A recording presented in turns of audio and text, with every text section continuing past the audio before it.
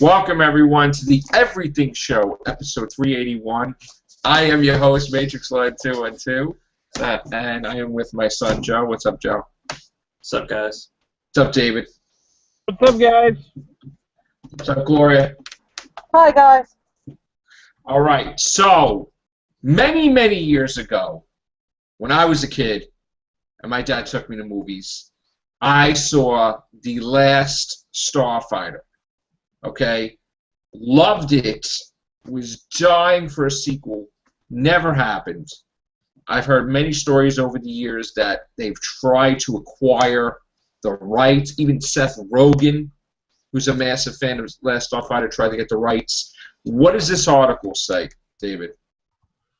Hold on a minute. First one. Alright. Apparently, Last Starfighter is going to get a TV and VR reboot. Over 30 years on, the sci-fi cult classic The Last Starfighter is set to get a revival in a whole new arena. The original film scribe, Jonathan Betul, has teamed up with the LA-based Surreal.tv to work on the Starfighter Chronicles, a new TV series based on the project, which will also be the first TV series to embrace virtual reality. The original film saw a teenage video game fan thrown into outer space to fight an interstellar war. The new series, however, will be a serialized story about how alien law enforcement and instilling a moral code. While the show will be viewable on plain old TVs, certain sequences will allow viewers equipped with virtual reality headsets to break the frame and look around the scene's environments in all directions. Surreal's Andy Vick and Rick Ray are also helping develop the project, which is still in its very early stages. Wow. So, Chris Ferner, Steampunk Star Racing, how are you? Okay. Yeah. We were talking about The Last Starfighter. Did you ever see The Last Starfighter back in the day? Yeah, it's a very special movie, and it's a historical first for that movie. You know what that is? What's that? The Last Starfighter was the first movie to employ computer CGI as a special effect. Wow, that's pretty cool. All the Starfighter, Starfighter scenes where the spaceships were fighting, that was all computer generated graphics. The first movie ever to do that? Wow. Yeah, it was in 1984, and it was kind of ahead of its time. I mean, back then CGI was very simplistic, but if you're just doing dogfighting scenes with spaceships, it was okay for that back then. But I mean, it's if you look at it today, the graphics look a little bit more primitive, but it actually not too bad the way they deployed the CGI. They didn't use models like they had done in previous sci-fi movies, and they had been developing the first computer CGI, I think, on mainframe computers back in 1979. But this was so they had the first computer CGI in 1979, but it wasn't until 1984 that they got it deployed in movies. So how do you feel that The Last Starfighter is returning to TV as a new movie? I'll believe it when I see it. You're talking about they're going to add virtual reality. I mean, virtual reality is not quite there yet. I mean, most people don't have an Oculus Rift headset. They're very expensive. And I know there's Google Cardboard, which you can use your How much is the Oculus Rift? I think it's like $400, $400 or $500. Really? $400 yeah, bucks. Wow. They're not that cheap, and the problem with buying one is most games don't support it. So you would buy one, and there's a new Walking Dead game. That's the thing too. They're all PC games too. There's a new Walking Dead game that's coming out that supports it. Yeah, there's no console support yet. Yeah. Wow. I know PlayStation's working on one. I know it's going to come eventually. It's just got to come down in price and have broader support. Right now, it doesn't have enough games. It's probably like the price of Neo Geo. Remember when Neo Geo came out? The games are $250 each. The system was ridiculous. and nobody I had have no like, idea. I have no idea what nobody that had- is. That was a system that came out where they couldn't get it cheap, and each video game was $250 each. Each! And the system was ridiculously priced, and hardly anybody got it because they couldn't afford it. So that was just ridiculous. That's an example of releasing a system when they don't have the money to make the cost like go down the price. Like that's like releasing a PS4 like a year or two before its time, and then it cost them like $2,000 or something. So they just released it and. Yeah, I think as far as virtual reality technology, I mean, the Google Cardboard and the Samsung has a competitor to it. When I was at E3 Expo, I tried the Oculus Rift with the Walking Dead video game. That was awesome. That was awesome. It was very scary because it was very lifelike, and you're like. So you have to buy when you buy the Oculus Rift, right? It's not a system. It's just what is it or is it a system? It's a computer. It's a computer. You hook it up to the computer. But you have to have a PC to hook it into. You have to have a gaming PC, right? They can handle the memory. They can handle it. You would probably need a very decent graphics card because it's an accessory like a keyboard or a mouse that plugs into your computer. That's the way they had it rigged up. They had gaming towers at E3 rigged up, and it was plugged in. And you never asked for that. Yeah. Because I don't have a PC. I also tried Samsung's competitor to Google Cardboard at E3 Expo. Samsung had a huge display, and you wore a smartphone on your face. As silly as it sounds, they had like a special frame, and they had a Samsung smartphone. And I played some special ops game where you had to sneak around the corner and snipe people, and that was 360-degree field of view. The graphics weren't as realistic as the Oculus Rift, though. The Oculus Rift has the realism. The Walking Dead game actually scared me because it was like you're turning around, and you're hearing growling behind you, and there's zombies behind you, like chasing. Now I want it. It was so lifelike. I'm not used to. Normally, a game doesn't scare me, but it was 360. I want that. I broke for myself. When it comes to virtual reality, I broke the shotgun prop. I think we talked about this before, but yeah, I broke the shotgun prop. But they weren't angry at me or they didn't charge me for it because they said that they. Uh-oh. What? I just what happened was I ran out of ammo and I got so into the game, into the action of the game, that when I ran out of ammo, I was like, well, what am I going to do to kill these zombies? I'll use the shotgun as a. What do you need to play that game? As a bat, and the shotgun.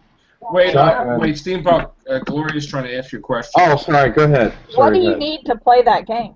Like, what's the system like and all that? Like, I would say you would need a minimum of 8 gigs of RAM. I mean, I have an IT background. I know how to build a gaming PC, but you need 8 gigs of RAM. You would probably need wouldn't need like too terribly good of a video card, but you definitely need a dedicated graphics card that has 1 gig of onboard memory, if not better, and definitely not Intel graphics, because if Intel graphics cards are just crap. They're really good at saving energy, and they're really good at not dissipating much heat. They're great in laptops, but if you're doing gaming, you definitely don't want Intel graphics. So you want something with an NVIDIA or NVIDIA or AMD chipset. I'm sure it is. You're hearing the zombies behind you. Computer. All right. Next article. Go ahead. Next article. What do you have? All right, who's reading it? You. Oh, I'm reading it. Okay. Yeah, you're the news guy tonight. All right. Brian Singer talks apocalypse costumes and youngsters. Out goes the black leather, in comes the bright primaries. Hallelujah. X-Men Apocalypse director Bryan Singer has essentially confirmed that the classic colorful costumes are being flipped into by his mutant heroes in the upcoming film. Speaking with Yahoo Movies at Comic-Con on the weekend, Singer was asked about the chances of the original costumes coming back.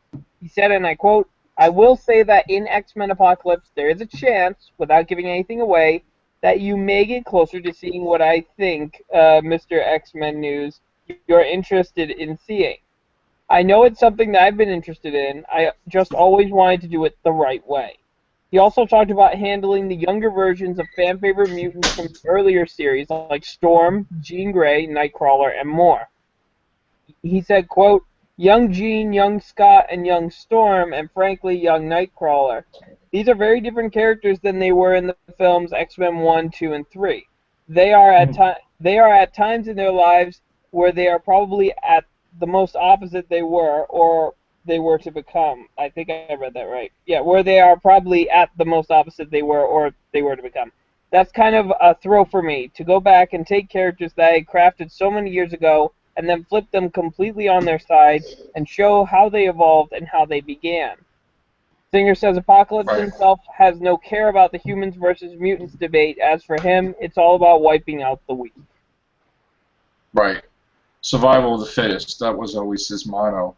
All I care about is Apocalypse. Nightcrawler, because Nightcrawler was my favorite mutant from X2, and I really want to see how he's portrayed in this, because I think Kurt's younger years were, I think, probably the most interesting bits of his life.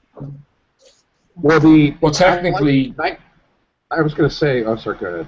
I didn't mean to interrupt. Technically, Mystique is the mother of Nightcrawler and the stepmother or something of Rogue, because technically Rogue, we don't know if Rogue's an alien or what the hell she is, but technically Nightcrawler is the Mystique's mother's. Well, I mean, I understand the association because in the comic books, Rogue was originally a supervillain when she first started out, and she was allied. She was allied with the Brotherhood of Evil Mutants. Yeah. But Mystique is supposedly Nightcrawler's mother. That's one plot hole that was never explained in the X-Men movies, and I was very disappointed. Bryan Singer did such a great job portraying Nightcrawler in X2. You could tell he was a comic book fan. He stayed true to the core of the character. And then there's no explanation was supposed to be the father, I guess. There's no explanation why. Well, the point I'm trying to make is there's no explanation why he wasn't in the third X-Men movie or any other X-Men movies after that. Behind the scenes, go ahead. Killed. Ezekiel. Well, yeah, but they didn't say it. I mean, they didn't say he was killed. They just right. You know. I thought they insinuated in paperwork that he was killed or something like that.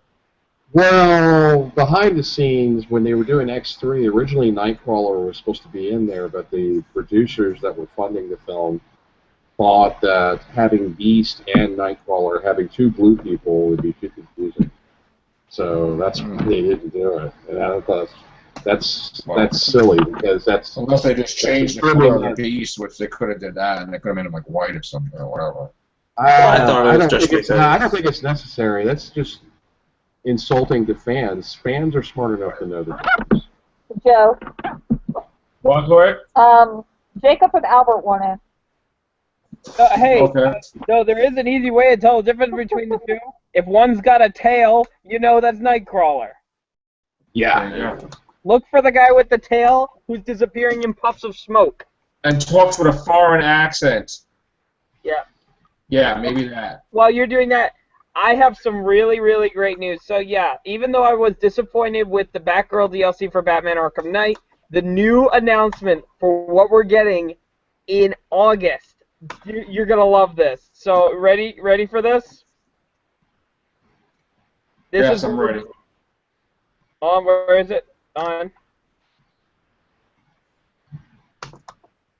There it is. We are getting the Tim Burton Batsuit and the Tim Burton Batmobile. Look at that, man. Is that a video game? What is that? Yep.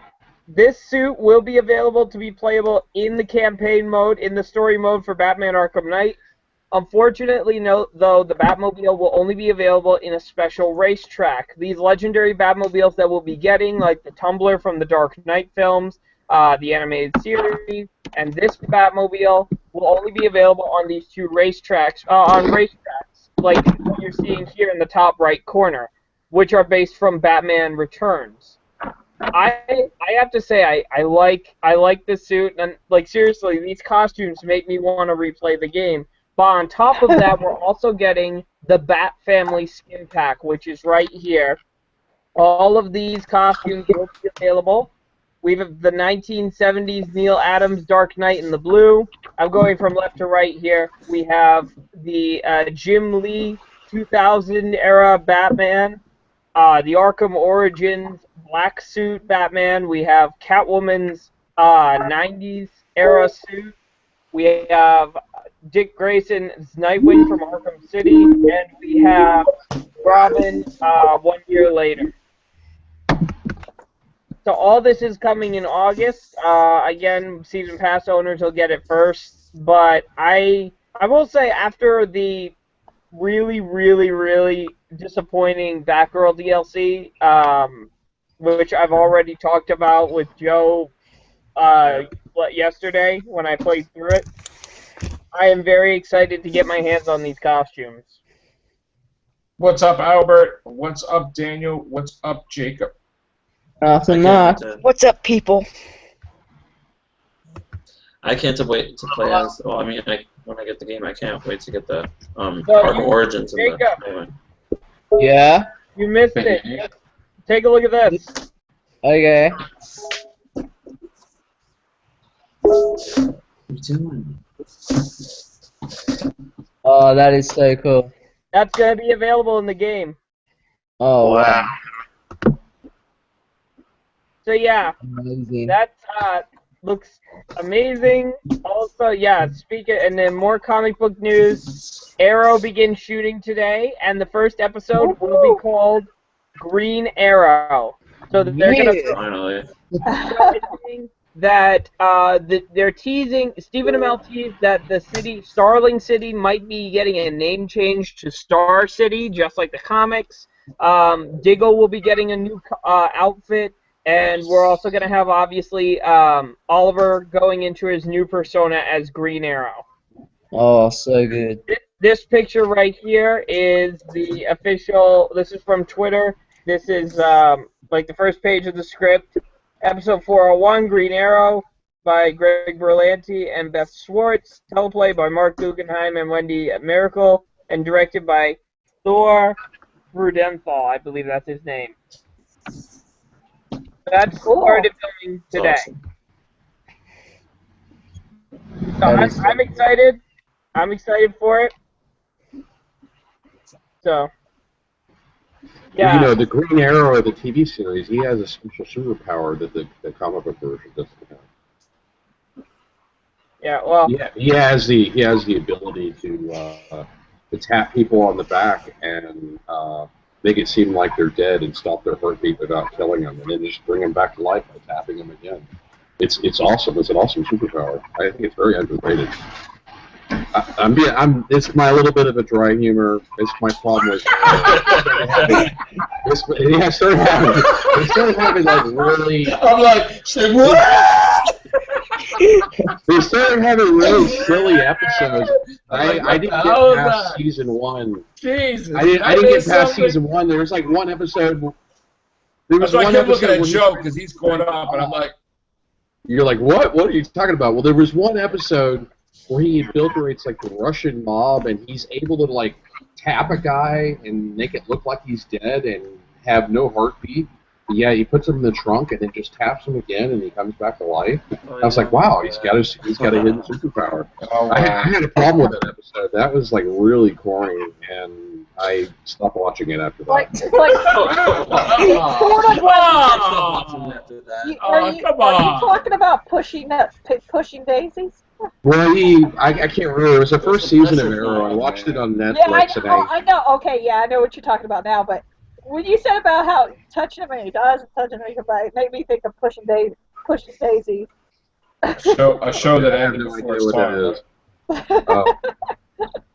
Oh. I also got one more thing video game related. So apparently, someone spotted in the Batgirl DLC a very, if you are a big comic book fan, you know comic book history, you may recognize this. Does that look familiar to you at all? No. No. I have In no that idea what it game. is. Looks like a starfish. That's StarO, the very first villain that the Justice League have ever encountered when they were down. That's who they introduced. And Oh, yeah, that's Hi, I right. can see an eyeball. I'm a Marvel guy, sorry. And a couple of people are actually thinking that this could be an Easter egg to a possible Justice League game. Now, whether or not this happens, you know, Like in the universe? we don't know. We don't know. There was supposedly a leaked image of a Superman game, but some people think that may be the sequel to Injustice: Gods Among Us. A couple people are saying Rocksteady's moving on from Batman to a Justice League game. No. Or going on to just a straight Superman game. We don't know at this point. They should make a Superman. See, I'm so Yeah, confused Superman with needs some DC. justice. That'd be I'm so very confused. interesting. So the fact that StarO is in here, it seems really out of place just to throw StarO in here, because out of all the places he would be, why would he be on this like oil derrick / amusement park? It just literally there is no reason for him to be there. Fish out of water. Literally. Yeah. And the Well, last I'm so confused with DC movies and TV shows anyway, because like originally the TV shows and the movies were supposed to be in the same universe, and then they're not. And then maybe they might do a. I mean, Arrow and Flash are. Yeah, the last piece Maybe of they news might I do. have is that after about the Suicide Squad release trailer, apparently Warner Brothers is making a big old scene that they had to release the trailer, because this is what happens. I read this. I think this was from yesterday, but it says Warner Brothers has changed course and just released a pristine version of the sizzle reel for Suicide Squad, shown during the studio's Hall H presentation at Comic-Con on Saturday. Someone in the crowd recorded footage that was meant solely for the show attendees and posted a lousy quality version online. Yesterday, Sue Kroll, the studio's president of worldwide marketing and international distribution, told Deadline that the leak was a breach of trust that the studio enjoyed with the Comic-Con faithful, but because the film is still in production, the studio wouldn't release a better version. Likely after seeing the lousy pirated version gain viral traction, Kroll has changed her mind.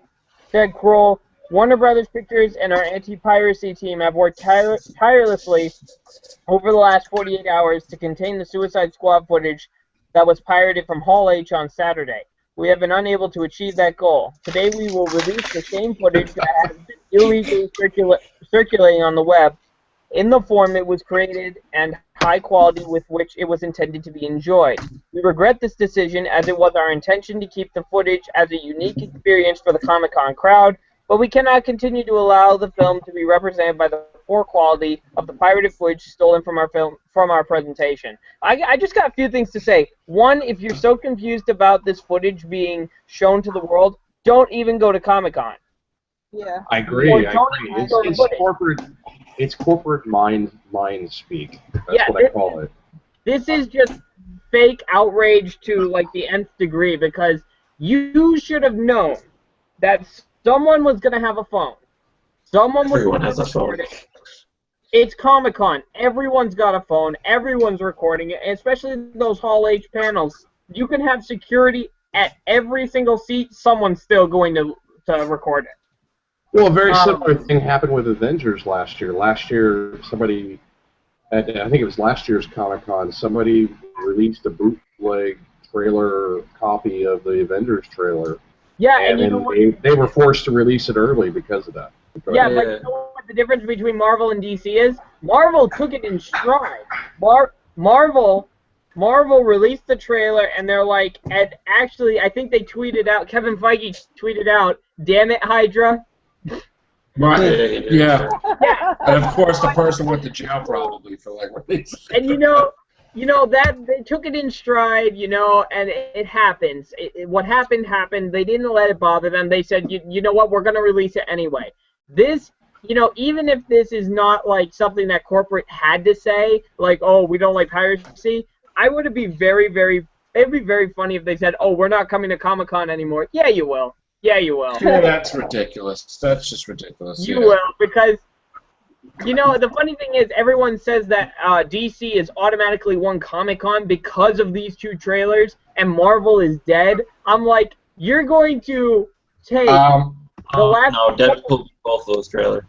First of all, Marvel has Civil War that they're filming at the moment. They have nothing to show. There was no purpose to come there. The only time to come there would be that they would have all these movies made. So that is the purpose. Comic-Con at this point. Well, I think the reason why Marvel wasn't at Comic-Con this year is because Marvel is owned by Disney, and Disney used Comic-Con this year to promote Star Wars. Well, actually, Marvel was and it. they don't want to. Well, Marvel is owned by Disney, so it's the same company. There is no real Marvel; it's Disney. And oh, go ahead. And so they didn't want to. They wanted to use the hype of Comic-Con to promote Star Wars. So they did special Star Wars panels at Comic-Con this year, and so they didn't want to compete with the hype of Star Wars. They're trying to hype up Star Wars so everybody will be excited to see it in December. And that's the reason why, is they just chose Star Wars, because Star Wars and Marvel are owned by the same company. It's all really Disney. They just give the illusion of competition, but it's the same company. Well, and Disney's owned by Viacom, which owns all of it. Did you guys hear the story of what happened with the Star Wars Hall H panel? Oh, I don't know about that. I didn't. Or Kevin Smith. So what happened was, Kevin Smith was meant to be doing a Hall H panel after Star Wars, after they did the Star Wars one. But what did they do? They had stormtroopers escort thousands of people outside for a special Star Wars celebration with fireworks and an orchestra. That was awesome. I saw. And there was only like 25 people left to do Kevin Smith. That's terrible. Panel, and he was like, "Uh-oh, things aren't looking good." Everyone left. Well, what was he showing anyway, Kevin Smith? I don't know, but no one apparently cared because Star Wars stole it. Yeah, awesome. I met Kevin Smith. He's very nice. I've talked to him in depth, but can't say I know him, but I met him one time when he did a book signing. Very, very nice guy. Yeah. What I will say is, like, about that Star Wars, I mean, the DC and Marvel, like, all the films that have come out recently, we have over 11 films, like 11, I think Ant-Man's going to be the 12th film of Marvel's that is released. And DC only has one film out at this moment. Just because you have one film and you have these two actually really, really damn good trailers, just because they're great trailers does not mean that it is instantly better than any movie, finished product that we have from Marvel. Better. I agree. All of Phase 3 looks amazing. Well, no. I'm not just saying that. I'm saying that's like you saying that. That's like me saying that the new Star Trek is going to be better than Gone with the Wind or any other, or Schindler's List. That's like me saying that. I mean, you can't. That's like me trying to judge a product before I've even seen it. I mean, yeah, we have first impressions, but you don't make a judgment call about it, about about how it's totally going to wreck Marvel's face. 2 movies are going to bring the entire company of Marvel Studios. Absolutely not. First of all, Marvel has like more than like 7 movies in development at this time, so they're gonna blow us away next year, okay? When they're gonna show off, like, Civil War and Ragnarok and Guardians of the Galaxy 2 and all this other stuff. It's gonna be amazing. They're gonna own next Comic-Con. Another valid point it brought up is that when you look at the Avengers and the Justice League, the advantage that the Avengers has is that the roster is constantly changing all the time. So yeah, we may have the Phase 1 Avengers being like the Avengers we all remember, but it's always going to change. Now, when you remember the Justice League, it's pretty much stayed the big 7: the Green Lantern, Flash, Aquaman, Superman, Wonder Woman, Batman, those characters have pretty much stayed the same in the Justice League. And that means when these actors have all grown out of the role, what then? Your universe is kind of done. Yeah.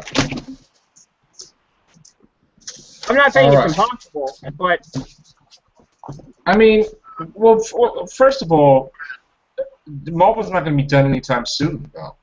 it isn't. No, they aren't. Not by a long shot. I mean, because we have Doctor Strange, we have Guardians 2, we have a Thor, a Captain America, we have Inhumans, we have the Avengers, 2 movies of the Avengers, Black Panther, Captain Marvel. Doctor Strange. I said that already. Yeah. They're gonna own. Thank you. Weren't paying attention first. No, They were it's- gonna own. I know. We're gonna own Comic-Con. And besides that, the big announcement next year with this big Marvel project that's probably going to be in the works that they're working on now for next year, after Secret Wars. What's going to happen next year, I don't know. But Well, I hope it's in reality, Marvel was, in a sense, at Comic-Con this year. They were just promoting only Star Wars. yeah, I mean It's the Marvel. same company. You know, yeah, exactly. I So- mean Marvel Studios. I mean not Marvel as in like the whole company. I just mean the studios. Okay, well, Marvel Studios is owned by Disney, though. I mean, they're still the same company. That's all I'm saying. All right, what else do we have besides comic book stuff? Glory, do you have stuff you want to report? Not really. Just that they. Let me think. I know Maze Runner is coming out. Yeah, Couple months. the Scorch, yeah, the Scorch, one. But yeah, for the Shadowhunters, they are still filming. They did a special. They got their website that launched, ShadowhuntersTV.com, and on it they did a special with the one of the main characters, Dominic Sherwood, who plays Jace Whalen. He did a Twitter chat today for like maybe 20 minutes or so. He answered fans' questions, hashtag Ask Dom, and it was really cool. He answered a lot of the fans' questions, and some of the questions were really interesting about the characters and the show, the production, and all that. And then some of them were personal questions about the actor himself, and it's really cool. It was fun. I didn't get any of my questions answered though. I was like, oh.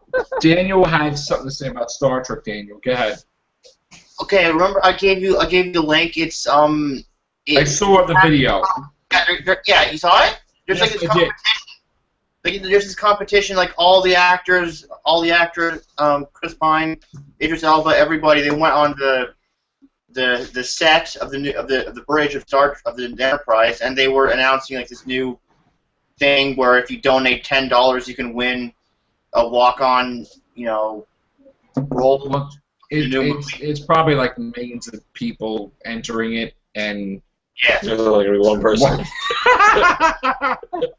so like I think I'll pass. I'll keep my donations to Making Strides for Breast Cancer, American Lung Association, Autism Awareness, and the ALS that I usually do. So Yeah, I was like, Joe, you should donate like more than $12. Maybe you can get in there, you know? yeah, no, I'll keep it to the other charities that I usually do. So Yeah, I wouldn't mind getting a Red Matter Super Blood gun autographed. I would love to see you on by Star Jar Jar Trek. Abrams.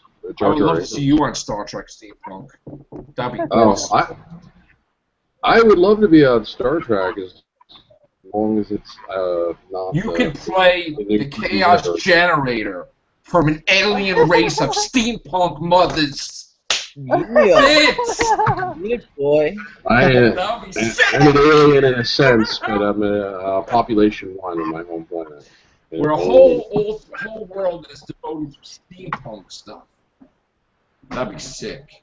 Well, they need a really good steampunk movie. I mean, they had Wild Wild Wasn't West, there a but it movie, was. wasn't there a movie with Angelina Jolie, Sky? What was it? Oh, Sky- that's a Dieselpunk movie. That's Sky Captain World Tomorrow. That's not a diesel? steampunk movie. That's a diesel. That's a Dieselpunk movie. What the hell is the difference? Time period. Time period is the big It's a difference. That's diesel what's key. punk. Yeah, well, it's Dieselpunk is an area of science fiction where you're dominated with diesel power technology. Okay. Like Okay, in a so different Steam. time period. Oh. Like it's I've seen it. Steam. When I was a Oh, Dragon right. Con, I've seen a few. Yeah. Sorry, everybody, about that. I just lost everybody. What happened? I'm still here. I'm here.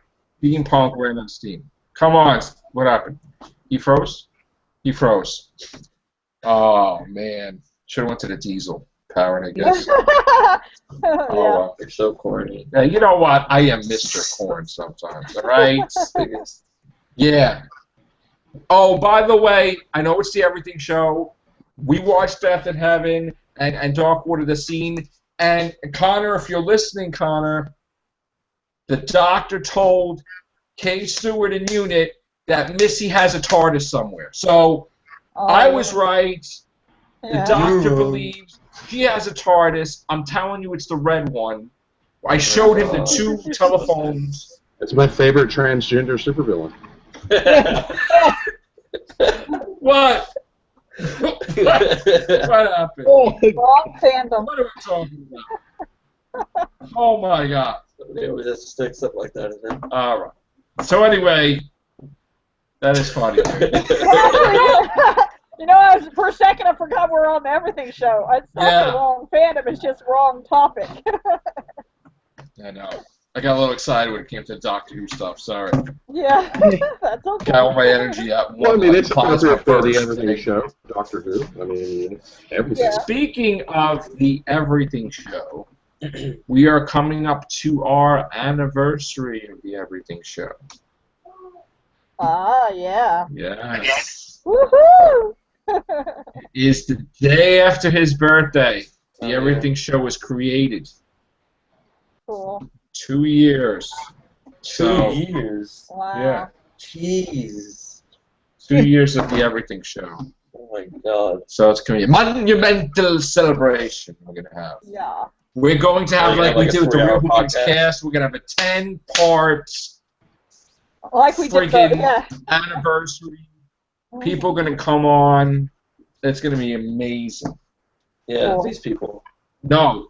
In fact, there's actually going to be our new members Oh. are going to guest star Ooh, No yeah. thanks. in the anniversary episodes. No thanks.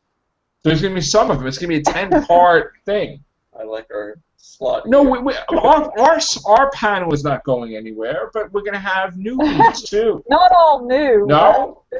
New No, among might them. change. There's going to be new blood, like Friday the 13th Part 7, but it's going to actually be good, though. No?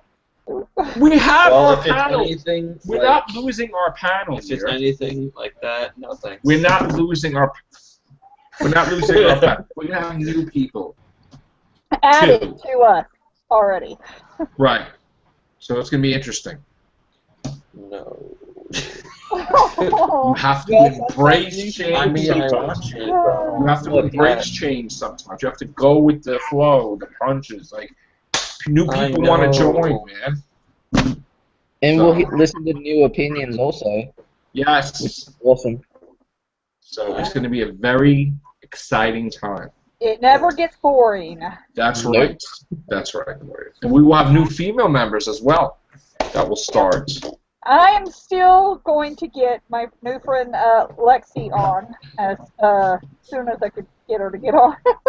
Well, like again, she is for the Real Hoovians, but I'm talking the Everything Show is going to have people. Yeah, I mean, she likes The all Real kinds of Walking different Cast. things. Yeah. Yeah, she likes different things, some of the same things I like. I mean, besides Doctor Who, she likes she likes the Mortal Instruments like I do, the Yes. and stuff, and she knows I'm not only just on the Royal Hoovians, but she knows she's seen some of the episodes of the other shows, like this show, like the Everything Show and everything. And so yeah, I told her she's more than welcome to come on any time and everything. And David, I want you to promote your podcast. The multiplayers. Joe has been on multiplayers, right, David? Every episode. Hello, David. And Oh my God, we lost David! Oh! Shut up, he's here. Hello, David! They're annoying. lost David. Poor David. Is he? Wait, is he on? He's right I there. don't know. David, I'm here. okay, you were just There you you were go. just promoting your The show. multiplayers. I'm sorry. It just opened up with rain here, so I was just panicking. I was shutting out all the stuff. Oh. Shut down the windows. Shut the windows before we go Oh out. yeah, the rain's coming in. I'm like, ah, crap. That reminds me of when one day me and Sharon were sleeping, all of a sudden I heard like, and it was like the sink. Everybody knows like that the water was gushing everywhere. I was like, ah! Oh, Like, no. yeah, that was crazy. All right, so why don't you promote your show, David? All right, guys. So for those of you who like video game news, anything going on in the gaming culture, the show is called The Multiplayers. Pretty much, if you want to talk about gaming culture, and this is open to members of the Everything Show, Real Whovians cast, feel free to let me know, and I can get you on the show. Any piece of news that you have about pretty much any video game we talk about. So, hope you guys come on. It'll be streamed on my YouTube channel, Darth Cinema. So please come on whenever you have the chance, and I hope you guys enjoy. Cool. And Thank you very much. I And- did just have 300 subscribers. I'm on the way Yes. to 500. Wow, yay. Come on, Good guys. job, bro. I want to reach 500 subscriers, so. Congrats. Yeah, I just, You'll get there, David. You'll get there. You're awesome. I just got 500 subscribers the other day. You're the man, bro. You're the man. You're the man. Well, All right. David there. So, on that note, we also want to welcome back the New Who review with Connor and Charlie. That's Cool. going to be coming back in September. They're going to be reviewing the new series on Doctor Who, so we can't wait to see them. And that's awesome. So that's it, guys. That's it for the Everything Show tonight. Have a great night, and take care. Bye for now.